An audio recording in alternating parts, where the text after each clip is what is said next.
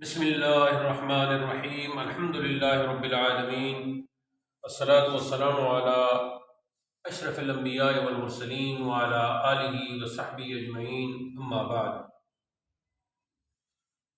ناظرین و ناظرات، سامعین و سامعات، الحمدللہ آج علم الصرف کا درس نمبر 24 ہے، 22 فروری 2025، اور آج ہم فعل ماضی کی بقیہ اقسام پڑھیں گے۔ تو ہمارا جو مین عنوان ہے آج کے درس کا وہ ہے فعل ماضی کی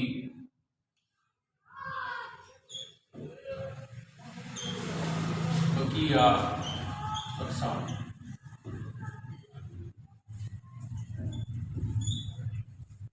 بنیادی طور پر آپ نے فعل ماضی کے 3 وزن پڑھ لیے ہیں، اور جو ہم نے 3 وزن پڑھے ہیں وہ اس سب کو آپ پہلی قسم مان لیں، اور وہ ہے پہلی قسم فعل ماضی مطلق۔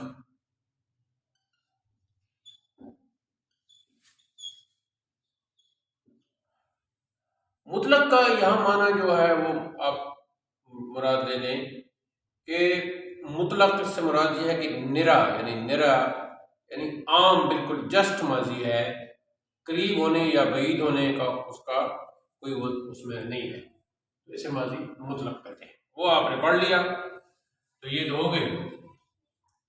دوسری قسم ہے جی فعل ماضی قریب۔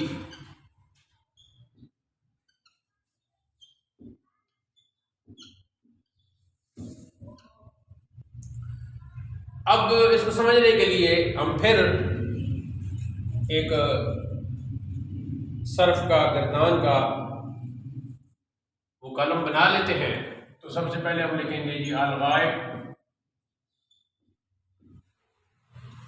پھر ہوگا جی الحاضر، اور اس کو المخاطب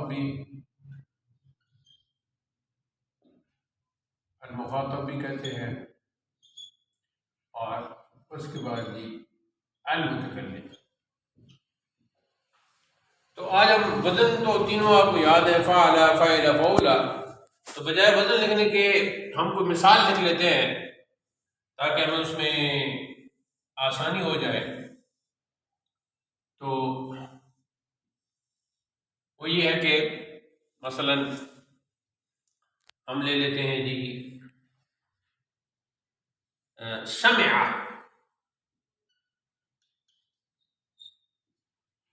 سمع، تو دوسرا صیغہ کیا بنے گا جی سمعا، تیسرا کیا بنے گا سمعو۔ یہ 3 مذکر کے پورے ہو گئے۔ پھر مؤنث کی 3 شروع ہوں گے، سمعت، پھر ہوگا جی سمعتا، اس کے بعد آ جائے گا جی سمعنا، سمعنا۔ اب جب ہم سمعنا پر پہنچتے ہیں تو سیدھی سی بات ہے کہ اس صیغے کا جو یہ پہلا انداز ہے یہ سامنے رکھ کے، اور وعلیکم السلام، تو ہم مخاطب کی طرف آئیں گے تو کیا بنے گا جی سمعتا، سمعتا، سمعتما، ٹھیک ہو گئے جی، اور سمعتم، مذکر کے پورے ہو گئے۔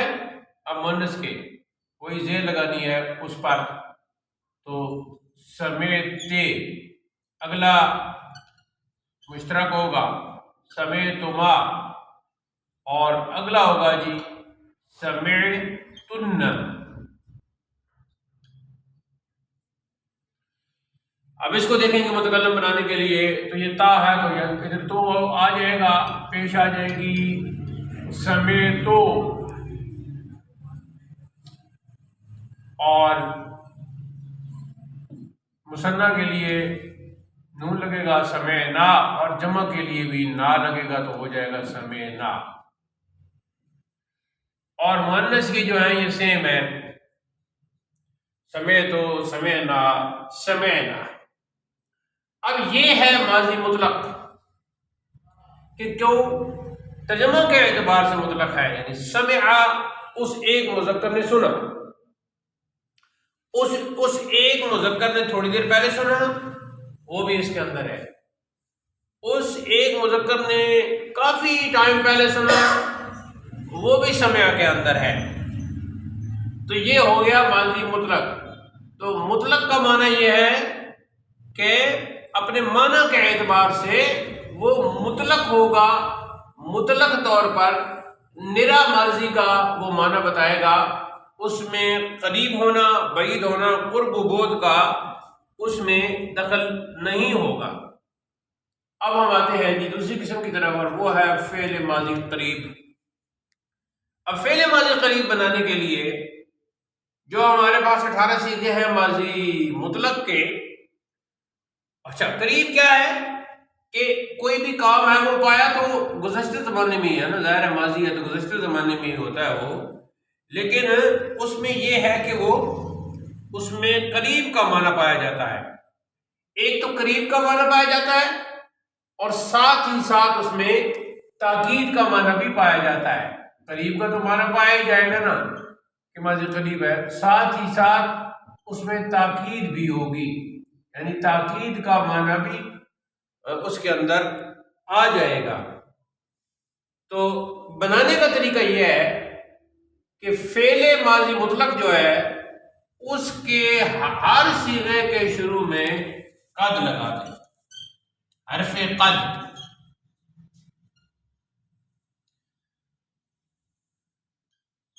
فعل ماضی مطلق کے شروع میں حرف قد بڑھا دیں ہر صیغے کے شروع میں، تو پھر وہ فعل ماضی مطلق فعل ماضی قریب بن جائے گا۔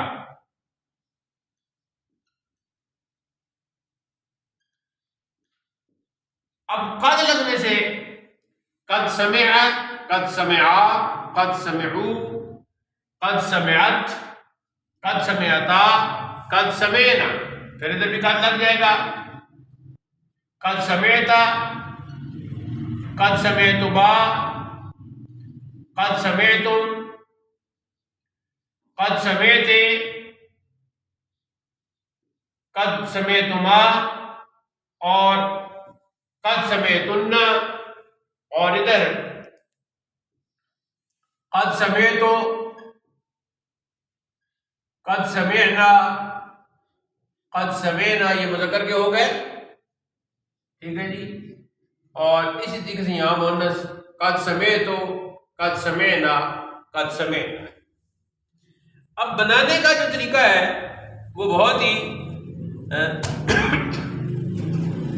آسان ہے۔ شروع میں ہم نے قد لگایا، قد میں کوئی تبدیلی ہے کیونکہ یہ حرف ہے، اور یہ حرف جو ہوتے ہیں وہ مبنی ہوتے ہیں، پہلے بھی بتایا۔ تو مبنی کا مطلب یہ ہوتا ہے کہ ان کی جو اعراب ہے، ان کی جو حرکت ہے وہ اپنی جگہ پہ قائم رہتی ہے، وہ کسی صورت میں بھی تبدیل نہیں ہو سکتی، لہٰذا یہ مبنی ہے۔ تو قد قد قد قد قد یہ 18 مرتبہ آ جائے گا شروع میں۔ تو اس قد کی وجہ سے سمع جو تھوڑی دیر پہلے ماضی مطلق کا صیغہ تھا، اب قد لگنے سے قد سمع فعل ماضی قریب کا پہلا صیغہ بن گیا۔ تو اسی طرح پھر گردان پڑیں گے، قد سمع، قد سمعا، قد سمعو۔ اب سمع کا معنی تھا اس ایک مذکر نے سنا، اب قد لگنے کی وجہ سے ماضی قریب کا معنی ہوگا، اور اردو میں ہے کے ساتھ ترجمہ کریں گے، اس ایک مذکر نے سنا ہے، اس ایک مذکر نے سنا ہے۔ دوسرا اس میں جو عربی زبان کی خصوصیت ہے کہ اس کے اندر قرب کا معنی تو قد کی وجہ سے پیدا ہو ہی گیا، لیکن ساتھ ہی ساتھ تاکید کا معنی بھی پیدا ہو گیا۔ تو جب ہم کہتے ہیں کہ اس ایک مذکر نے سنا ہے، یعنی واقعی سنا ہے، بے شک سنا ہے، اس میں تاکید بھی پیدا ہو جائے گی۔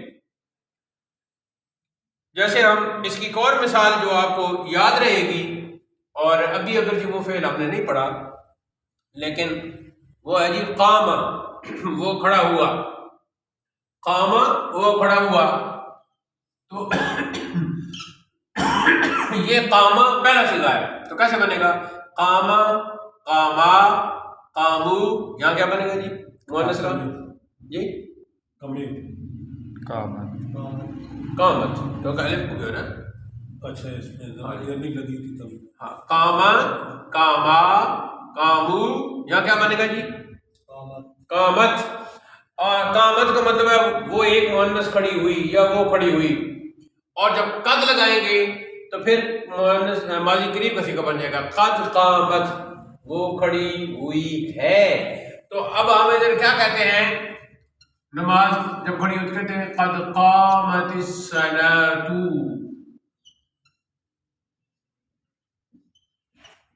قد قام قامت ہے نا قامت. تو یہاں ایک قاعدہ ہے جس کی تفصیل ہم آگے جا کے پڑھیں گے کہ جو ساکن ہوتا ہے اس کو آگے ملانے کے لیے اس کے نیچے زیر لگا دیتے ہیں. ٹھیک ہے جی. تو زیر لگا دیں گے تو بن جائے گا قد قامت الصلاۃ نماز کھڑی ہو گئی ہے. اگر کہنا قامت الصلاۃ پھر معنی کیا ہوتا نماز کھڑی ہو گئی. لیکن جب قد لگا تو قریب کا معنی کیا قد قامت الصلاۃ نماز کھڑی ہو گئی ہے. جماعت کھڑی ہو گئی ہے نماز کھڑی ہو گئی ہے. تو یہ اس طرح قد جو ہے وہ فعل ماضی مطلق پر داخل ہونے کے بعد اس کو فعل ماضی قریب بنا دیتا ہے پلس تاکید کا معنی بھی پیدا کر دیتا ہے. یعنی جب کوئی کہتا ہے قد قامت الصلاۃ نماز کھڑی ہو گئی ہے تو اس میں اب شک باقی نہیں رہا. قد کی وجہ سے شک باقی نہیں رہا. جیسے کہ 28واں پارہ ہے قد سمع اللہ اللہ نے سن لیا ہے. قد سمع اللہ اللہ نے سن لیا ہے. تو اس میں ماضی قریب کا معنی تو ہوگا ہی ہوگا ساتھ تحقیق کا معنی بھی ہوگا کہ تحقیق سن لیا. تو یہ 18 سیغے جناب صرف آپ نے زبان اب ان پہ چلانی ہے.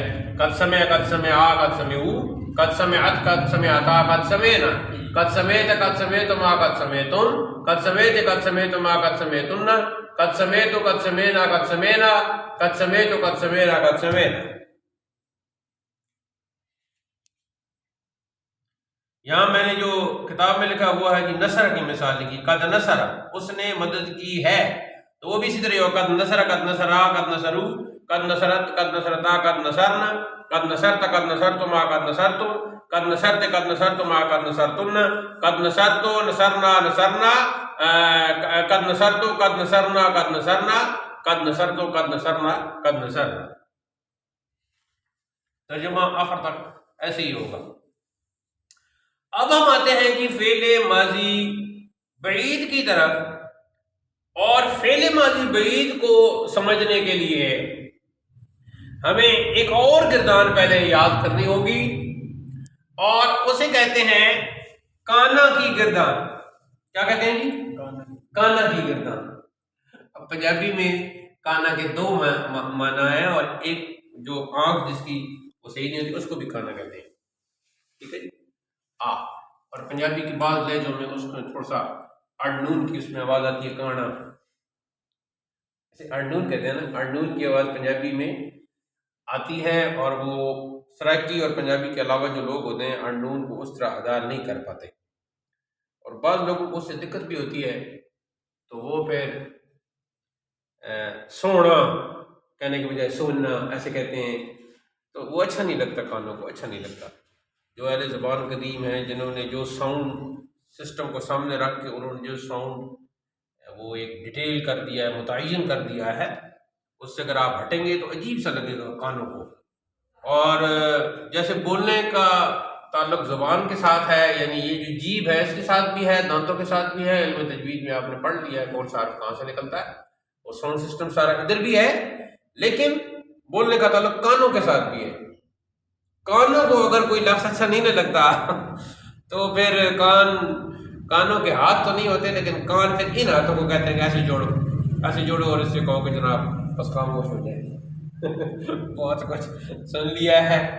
تو کچھ لوگ ہوتے ہیں کچھ لوگ ہوتے ہیں وہ سر کو دھن کو موسیقی کو نہیں سمجھتے لیکن نعت پڑھتے ہیں اور بڑے ذوق سے پڑھتے ہیں اور سریلے نہیں ہوتے لیکن خلوص اخلاص سے نعت پڑھتے ہیں تو وہ معاملے الگ ہے. حمد کا نعت کا ذکر کا وہ عملی الگ ہے، وہ عبادت میں آ جاتا ہے، اس میں سر کو وہ نہیں دکھا دیتا۔ لیکن اگر کوئی غزل گانے کا کہے کہ میں غزل آپ کے سامنے گاتا ہوں اور پھر وہ سریلا نہ ہو، تو پھر کان جو ہے نا، وہ کہتے ہیں کہ بس اب آپ خاموش ہو جائے تو بہت اچھی بات ہے، بھلے جتنی اچھی آواز ہو لیکن سریلا نہ ہو، سر ٹھیک نہ ہو، یا کوئی کسی ایسی دھن کو چھیڑتا ہے جس کے ساتھ تبلے کی بیٹ ضروری ہے، تو یا کوئی مشہور گانا یا مشہور قوالی چھیڑ دیتا ہے اور اس کی تبلے کی بیٹ متعین ہے، لوگوں کے کانوں میں ذہنوں میں پہلے سے موجود ہے، تو وہ اس کو اگر غلط گاتا ہے تب بھی کان اس کو برداشت نہیں کر سکتے۔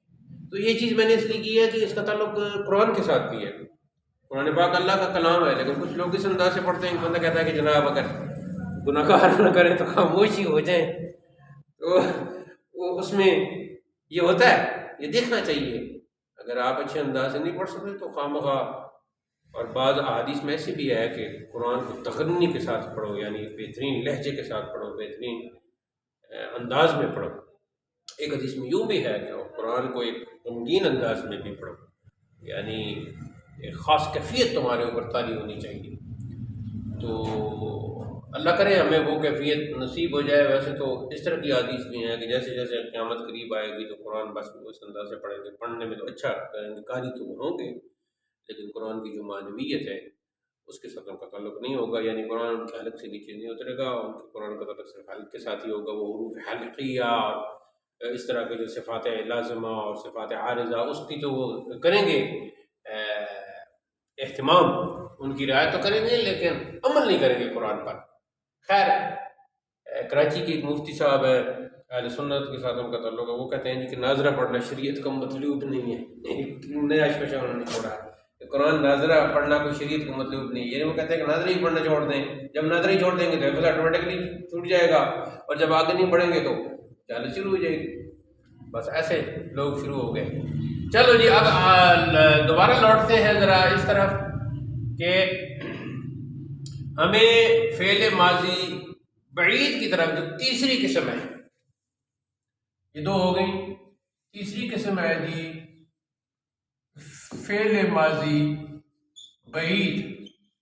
اچھا، فعل ماضی بعید ایک اعتبار سے تو جیسے میں نے کہا نا کہ ماضی مطلق کے اوپر قد لگاؤ تو ماضی قریب بن جائے گا، ایسے ہی میں مختصر بتا دیتا ہوں کہ فعل ماضی بعید بنانے کے لیے ماضی مطلق کے اوپر کانا لگا دو تو وہ فعل ماضی بعید بن جائے گا، لیکن کانا کی گردان پہلے پڑھنا ضروری ہے، کیونکہ جب فعل ماضی بعید پر آپ کانا لگائیں گے تو ہر صیغے کے ساتھ کانا کا صیغہ بھی تبدیل ہوگا۔ تو جب ہر صیغے کے ساتھ کانا کا صیغہ تبدیل ہوگا تو پہلے پھر کانا کی گردان پڑھ لیتے ہیں، ٹھیک ہے جی، وہی انداز ہوگا۔ کانا کا مطلب یہ ہے کہ تھا، یعنی وہ تھا، کانا بھی تو ایک فعل ہے نا، تو اسی طرح یہاں کر لیتے ہیں۔ تو آپ ادھر سے پہلا الغائب سمجھ لیں، میں غیر لکھ دیتا ہوں، تو یہاں آئے گا جی کانا، ٹھیک ہے جی، اور یہاں اس کو ابھی رہنے دیتے ہیں، یہاں بھی لکھ دیتے ہیں متکلم کا۔ تو یہ پہلا صیغہ ہے کانا، کیا مطلب؟ وہ تھا۔ اب ہم نے کیا کہنا ہے؟ وہ دو تھے، وہ بہت سے تھے، تو ایسے بنے گا کانا، وہی سٹائل، کانا اور کالو، وہی شروع ہو جائے گا، وہ دو تھے، وہ بہت تھے، یہ مذکر کے سیٹ پورا ہو گیا، آگے مؤنث، تو یہاں الف کی جگہ تا کا اضافہ ہوگا تو بنے گا جی کانت، وہ تھی، کانتا، وہ دو تھیں، ٹھیک ہے جی۔ اور یہاں جو ہے وہ جمع کا صیغہ بنانے کے لیے پھر پہلے صیغے کی طرف لوٹنا ہوگا، اور وہ پہلے صیغے کی طرف لوٹتے ہیں، الف کو ختم کرتے ہیں تو کاف اور نون رہ جاتا ہے، اور اس کو پڑھتے ہیں کننا تشدید کے ساتھ۔ تو یہ کننا کیسے بن گیا، کیا اس میں پروسیس ہوا، یہ علم الصرف کے اندر ہی آگے جا کے آپ پڑھیں گے۔ تو یہاں صرف یہ سمجھ لیں کہ چھٹا صیغہ جو بنتا ہے کننا، کانا کانا کالو، کانت کانتا کننا۔ اب یہاں حاضر کا پہلا صیغہ بنانے کے لیے اسی کے ساتھ تا کا اضافہ ہوگا، اور یہ تشدید نکل جائے گی تو بن جائے گا جی کنتا، تو ایک مذکر تھا، کنتا، اور آگے جی وہی تما والا سٹائل، کنتما، اور آگے وہی تم، کنتم، کنتما تم دونوں تھے، ٹھیک ہے جی۔ جب ہم کہیں گے تم دونوں تھے تو حبیب اور کاش مراد ہوں گے، اور جب ہم کہیں گے تم سب تھے تو پھر بہت سارے مراد ہوں گے۔ اس میں آپ کو شامل نہیں کیا نا، یعنی آپ کو شامل کر کے بھی نہیں کیا، سب کو شامل کر کے پھر بھی کہتا ہے۔ اچھا جی، کنتا، کنتما، کنتم، یہ ٹھیک ہو گیا۔ اب یہاں جب پہنچے گے تو وہی سٹائل ہوگا زیر والا، کنتے، تو ایک تھی، یعنی مونس آ گیا، اور یہ کامن ہوگا کنتما، ٹھیک ہے جی۔ اور یہاں جب پہنچیں گے تو وہی آگے نون کا اضافہ ہوگا، کنتن، کنتن۔ متکلم میں وہی انداز، جہاں سمیتا سے سمیتو، تو ادھر کنتا سے کنتو، میں تھا یا میں تھی، ڈبل آ جائے گا، اور یہاں وہ نہ لگے گا اور اس کے آلریڈی نون موجود ہے تو پھر کیا ہوگا، تشدید آ جائے گی، کننا، اور جمع کے لیے بھی کننا، اور آگے سیٹ جو ہے مؤنث کا بھی وہی ہوگا، کنتو، کننا اور کننا۔ فرض کریں ہم نے ماضی مطلق کی پریکٹس کے دوران 4-5 صیغوں سے اگر مشق کی ہو تو اس میں کانا کی بھی کر لینی چاہیے شروع میں، تو جب کانا کی وہاں پریکٹس ہو جائے گی تو پھر جب ہم فعل ماضی بعید پر آئیں گے تو ہم کہیں گے ساتھ کانا کی کردار لگا دیں فعل ماضی بعید بنانے کے لیے۔ تو کیا ہوگا جی، کانا کانا کانو، کانت کانتا کن، کنت کنتما کنتم، کنت کنتما کنتن، کنت کننا کننا، کنت کننا کن۔ اس کو آپ سپیڈ کے ساتھ یاد کر لیں۔ اب جب ہم نے کہا کہ فعل ماضی بعید بنانا ہے تو فعل ماضی بعید کیا ہوگا کہ دور گزرا ہوا زمانہ جو ہے دور کا، اس میں اگر کسی بات کی طرف آپ اشارہ کرنا چاہتے ہیں تو وہ پھر کانا ہوگا۔ مثال کے طور پر آپ سمع کی ہم مثال لے لیتے ہیں تو کیا بنے گا جی، کانا سمع، کانا سمع۔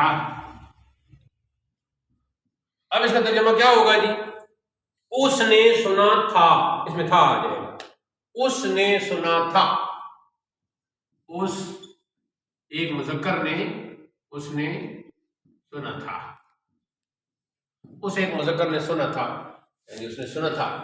تو آگے کیا چلے گا جی، دوسری صیغہ کیسے بنے گا، اس کے ساتھ وہ اپنی جگہ پہ آ جائے گا، یہ اپنی جگہ پہ آ جائے گا۔ تو کیسے بنے گا جی صیغہ، کانا سمیا، شاباش، کانا سمعا، ان دونوں نے سنا تھا۔ اگلا آپ بتائیں جی، تیسرا کیا بنے گا، کانو، کانو سمعو، شاباش کاشف صاحب، آپ بالکل، آپ کا دماغ آج کام کر رہا ہے، چھٹی کرنے کے باوجود آپ کا دماغ کام کر رہا ہے، بڑی اچھی بات ہے۔ کانو سمعو، ان سب نے سنا تھا۔ اچھا جب ہم کہتے ہیں ان سب نے سنا تھا تو کتنے ہوتے ہیں، کم از کم کتنے ہوتے ہیں، تو 3 ہی گئے تھے کم از کم، تب کیا ہوتے ہیں، کم از کم 3 ہوتے ہیں، اس لیے کہ 2 کا تو ہم نے اپنا الگ سی کو بنا لیا نا، یہ ایک کا ہے واحد، یہ مثنیٰ تثنیہ، اور یہ کیا ہے جمع، تو پھر اس میں کم از کم کتنے ہوں گے، 3، کم از کم 3 ہوں گے، اوپر جتنے بھی ہوں، کم از کم 2 نہیں ہو سکتے، کیونکہ 2 ہو گئے تو پھر ان کے لیے کانا ہو جائے گا، اس لیے یہ شرط ہے کہ کم از کم 3 ہو جمع میں۔ آگے جی، کانت کیسے بنے گا جی، کانت سمع، کانت سمعت، اس ایک مؤنث نے سنا تھا۔ آگے کیا بنے گا جی، کانتا سمعتا، اور یہاں کیا بنے گا، کننا سمعنا، یہاں کنت سمیتا، کنتما سمیتما، کنتم سمیتم، کنتے سمیتے، کنتما سمیتما، کنتن سمیتن، کنتو سمیتو، کننا سمینا، کننا سمینا۔ ترجمہ وہی، کنتو سمیتو میں نے سنا تھا، ٹھیک ہے جی، کننا سمینا ہم نے سنا تھا 2 نے، اور کننا سمینا ہم سب نے سنا تھا۔ ایسی کنتو سمیتو میں نے سنا تھا مؤنث کہہ رہی ہے، کننا سمینا ہم 2 نے سنا تھا، کننا سمینا ہم سب نے سنا تھا۔ تو یہ فعل ماضی بعید بنانے کے لیے ایک اعتبار سے بہت آسان ہے کہ کانا شروع میں لگا کے، ہر صیغے کے شروع میں کانا کی صیغے لگا دیں، کانا کی پوری گردان لگا دیں، یعنی انفیکٹ دو گردانیں چلیں گی یہاں، ایک کانا کی گردان چل رہی ہوگی پیچھے ایک سمے اور ایک اگلی سمع ہے یا جو بھی مطلوبہ صیغہ ہے اس کی چل رہی ہوگی۔ اب ہم ایک اور اس کی پریکٹس کر لیتے ہیں، نصرہ، تو کیا ہوگا جی؟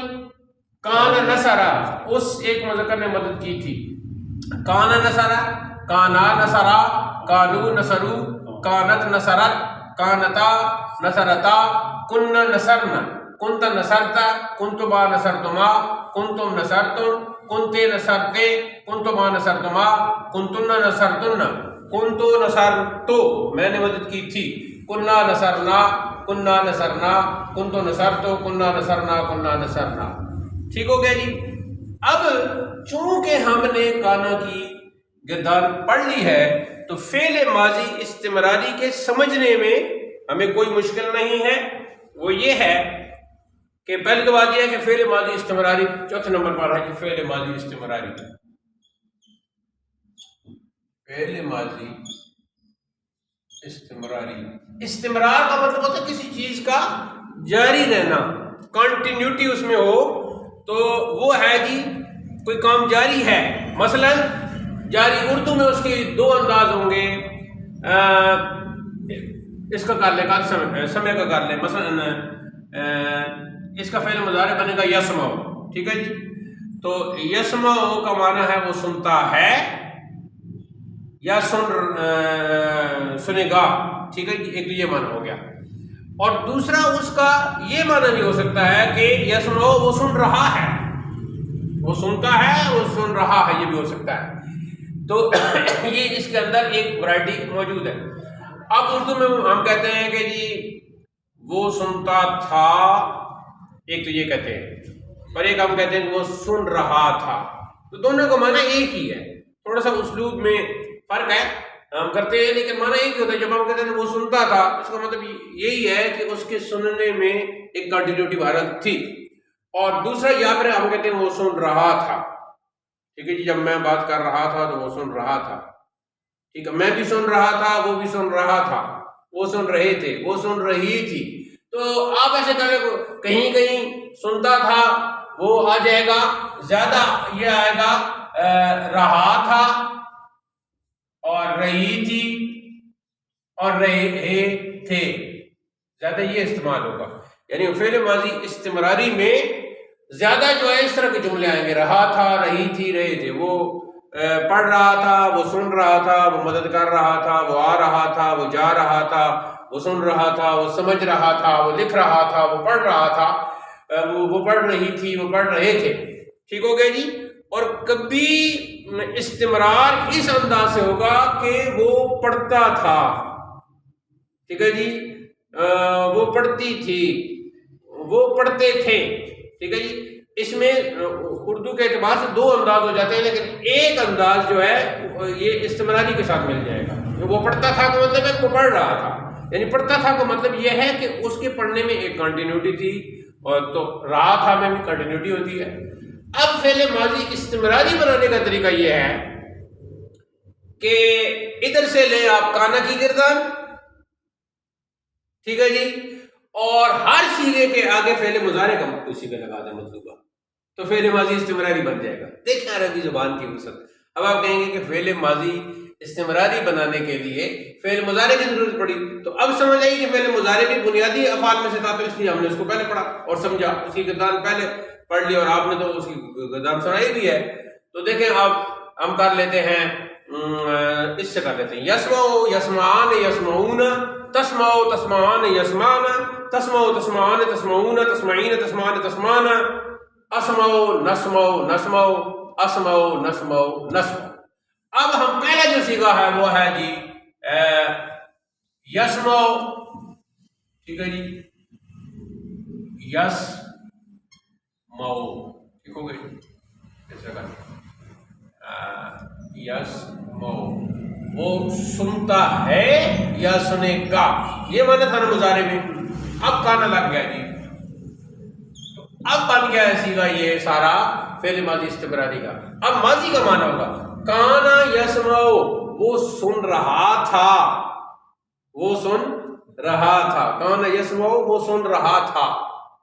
یا وہ سنتا تھا کہ جہاں آپ کو ضرورت پڑے گی، جب میں پڑھتا تھا یا جب میں گا رہا ہوتا تھا یا جب میں تلاوت کر رہا ہوتا تھا تو وہ بھی سنتا تھا. تو آپ کی تلاوت میں جیسے کنٹینیوٹی ہے اس کے سننے میں بھی کنٹینیوٹی ہے، تو اس کا ترجمہ بھی آپ یہی کریں گے کان یسمع. اور جب آپ کہیں گے کہ وہ سن رہا تھا تو پھر تو سیدھی سی بات ہے، پھر تو کوئی مسئلہ نہیں، ترجمہ کریں گے آپ کان یسمع. اس کو اگر ایسے کرنا سنا کرتا تھا، جیسے ماضی استمراری ہوتی ہے اردو، ہاں سنا کرتا سنا تھا کرتا تھا، گایا کرتا تھا، پیا کرتا تھا، قایا کرتا تھا. لیکن اس میں پھر ایک اور خرابی آ جائے گی کہ وہ جب کسی کا ایک خاص عمل بیان کریں گے تو خاص عمل اور استمرار میں فرق ہے. ٹھیک ہے جی، ایک ہے کہ وہ سنا کرتا تھا، تو اس میں ایک خاص عمل کی طرف اشارہ ہے کہ وہ سنا کرتا تھا. ٹھیک ہے جی، اور جب ہم کہیں گے وہ سنتا تھا تو اس وقت ہمارے سماعت کی طرف، سننے کی طرف بات چلی جائے گی. ٹھیک ہے جی، کہ اس کے سننے میں ایک کنٹینیوٹی تھی، اور جو ہے نا وہ سنا کرتا تھا اس میں اس کی اپنی عادت بھی شامل ہو جائے گی. یہ تھوڑا سا بلاغی فرق ہے، یہ بلاغی فرق ہے آگے جا کے، اور یہ اردو کے اعتبار سے ہے. عربی کے اعتبار سے بھی بن جاتا ہے جب ہم اردو سے ترجمہ کر رہے ہوں. جب ہم ترجمہ کی مشق کریں گے تو اس وقت ان چیزوں کو دیکھیں گے، لیکن یہ تھوڑا سا فرق ہے. ٹھیک ہے جی، تو اب کیا ہوگا؟ کان یسمع وہی گردان ہوگی. کان یسمع ادھر ہم نے کیا کیا تھا؟ کان سمع، کان سمع. اب ہم کریں گے کان یسمع، کانا یسمعان، کانو یسمعون. اگر آپ کے ذہن میں یہ بات آ رہی ہے کہ اس کا مطلب ہے کہ زبان پر ادا کرنے میں دقت ہوگی، نہیں ہوگی. اس لیے دقت نہیں ہوگی کہ پہلی دفعہ آپ پڑھ رہے ہیں. کیا آپ قرآن مجید میں کتنے سیدھے آپ بڑی آسانی سے پڑھ لیتے ہیں اور ترتیل کے ساتھ، حدت کے ساتھ، تدبیر کے ساتھ پڑھ لیتے ہیں، کوئی دقت نہیں ہوتی. تو عام کیسے دقت ہوگی؟ دقت ابھی ہو رہی ہے، اور دقت بھی اس اعتبار سے ہو رہی ہے کہ اگر ایسے ہوتا نا کان یسمع، کان یسمعان، کان یسمعون، تو پھر تو کوئی دقت نہیں تھی قد کی طرح. لیکن یہاں اسی کے ساتھ بدل رہا ہے، کان یسمع، کانا یسمعان، کانو یسمعون، کانت تسمع، کانتا تسمعان. اور آگے کیا ہوگا؟ کننا، اور ادھر یسمعن. پھر کیا ہوگا جی؟ کنت تسمع، تو سنتا تھا یا تو سن رہا تھا. کنت تسمع، کنتما تسمعان، کنتم تسمعون، کنتے تسمعین. اور اس کے بعد آئے گا جی کنتما تسمعان. آگے پھر ہوگا کنتن، اور ادھر فعل مضارع تسمعن. پھر کنت اسمع، میں سن رہا تھا. ٹھیک ہے جی، اور کننا نسمع، کننا نسمع، اور آگے کنت اسمع، کننا نسمع، کننا نسمع. یہاں ایک سوال پیدا ہوتا ہے کہ کوئی مانوی تبدیلی تو ظاہر ہوگی تب بھی فعل ماضی استمراری بنے گا. تو لفظی تبدیلی کوئی نہیں ہوئی، بس کانا کا فعل مضارع پر جو داخل ہونا ہے، تو اب کانا داخل ہوا تو فعل مضارع مدخول ہو گیا نا، جس پہ کوئی چیز داخل ہوتی ہے وہ مدخول ہو جاتا ہے. تو مدخول میں کسی قسم کی کوئی تبدیلی نہیں آئی، جیسے قد لگانے سے کسی صیغہ میں لفظی طور پر کوئی تبدیلی نہیں آئی تھی، صرف معنوی تبدیلی آئی تھی، یعنی معنی تبدیل ہوا تھا. یہاں بھی کانا لگانے سے فعل ماضی بعید بنا اس پر ماضی مطلق پر، تو کسی قسم کی کوئی لفظی تبدیلی نہیں. ایسی ہی فعل ماضی استمراری بنانے میں کانا کا صیغہ لگا مضارع کے ساتھ تو فعل ماضی استمراری بن گیا. معنی میں تبدیلی آ گئی لیکن لفظوں میں تبدیلی کوئی نہیں. ہاں کانا کی اپنی جو گردان ہے وہ تو فعل ماضی مطلق کی گردان میں چلی جائے گی، اور وہ تو اس کے مطابق ہے کانا کانا کانو کانے، تو اس میں کوئی ایسی بات نہیں. تو آج ہم نے فعل ماضی کی بقیہ اقسام میں سے اب جو فعل ماضی شکیہ ہے یا شرطیہ، تمنائی بھی اسے کہہ دیتے ہیں، وہ آگے ہم جا کے پڑھیں گے انشاءاللہ. تو ماضی مطلق پہلے ہم نے پڑھ لیا تھا، تو ماضی قریب، ماضی بعید اور فعل ماضی استمراری، یہ ہم نے 3 قسمیں پڑھ لی ہیں. اس میں ہم نے ایک نئی گردان کانا کی پڑھ لی ہے جو 2 جگہ ہمیں فائدہ پہنچا رہی ہے، ماضی کے ساتھ ماضی بعید بنانے کے لیے اور مضارع کے ساتھ فعل ماضی استمراری بنانے کے لیے. اب یہ اگر ذہن میں سوال پیدا ہو کہ فعل ماضی استمراری بنانے کے لیے ہم نے مضارع کا استعمال کیا، تو کوئی ایسی بات نہیں، شروع میں ہم نے ماضی کے صیغہ بھی کانا بھی تو لگایا ہے. تو اس طرح اب کان یسمع علیحدہ ہم نہیں سمجھیں گے، ہم کہیں گے کان یسمع. تو اب کان یسمع ایک صیغہ بن گیا ہے، کان یسمع ایک صیغہ بن گیا ہے ماضی استمراری کا. اس سے پہلے الگ کریں گے تو یہ مضارع کا بنے گا اور یہ فعل ماضی کا بنے گا، کانا کی خاص کردار۔ اسی پر آج کا درس تکمیل آشنا ہوتا ہے۔ وصلی اللہ تعالی علی حبیبی سیدنا و شفیعنا و مأوانا و ملجانا و قدوتنا و مولانا محمد و آلہ وصحبہ اجمعین، وآخر دعوانا الحمد للہ رب العالمین، والسلام علیکم ورحمۃ اللہ۔